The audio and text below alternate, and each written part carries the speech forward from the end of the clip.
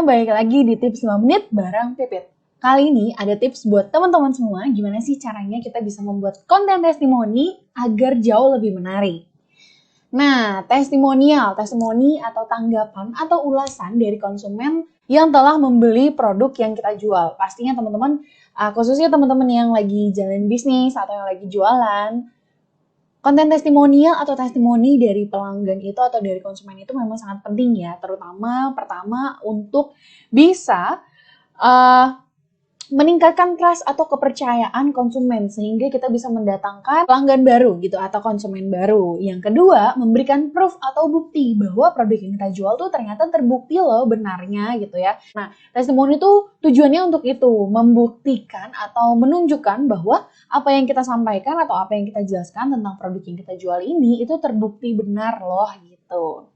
Nah, yang selanjutnya yaitu menunjukkan bahwa produk ini laku gitu. Semakin banyak kita mengumpulkan testimoni, semakin banyak orang yang memberikan testimoni, berarti menunjukkan bahwa produk yang kita jual ini laku. Nah, faktanya nih, menurut sebuah penelitian, semakin sering kita menggunakan atau menampilkan konten testimoni dapat meningkatkan pendapatan sekitar 62% dari biasanya.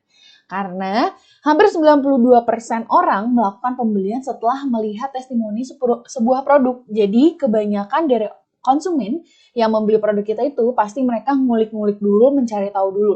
Gimana nih kesan pesan atau testimoni dari konsumen sebelumnya. Tujuannya testimoni pun juga untuk menentukan gitu kira-kira deskripsi yang kita sampaikan atau yang kita berikan terhadap produk yang kita jual apakah sesuai dengan testimoninya atau tidak gitu.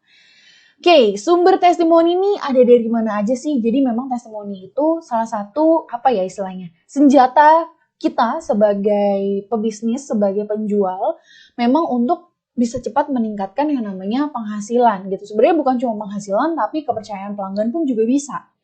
Nah, sumber-sumber testimoni kita bisa dapat dari mana?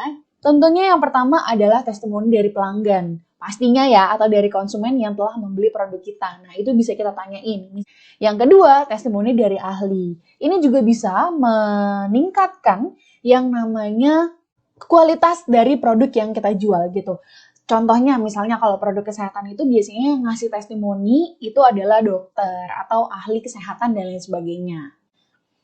Yang ketiga, testimoni dari influencer atau selebgram. Maksudnya adalah ya kita ngendorse atau kita pakai promote dan lain sebagainya. Nah, itu bisa juga nih kita jadiin konten testimoni yang bisa kita posting baik itu di feeds atau di Instagram atau di Facebook atau di sosial media lainnya. Nah, yang keempat, testimoni dari diri sendiri. Kita sebagai penjual itu boleh nggak sih pakai produk sendiri? Tentu boleh gitu. Terutama yang produk-produk skincare atau produk-produk kesehatan itu tuh biasanya banyak sekali justru yang jualnya tuh yang nyobain juga gitu. Jadi dia memberikan testimoninya sendiri atau bahkan dia nyobain ke anaknya gitu.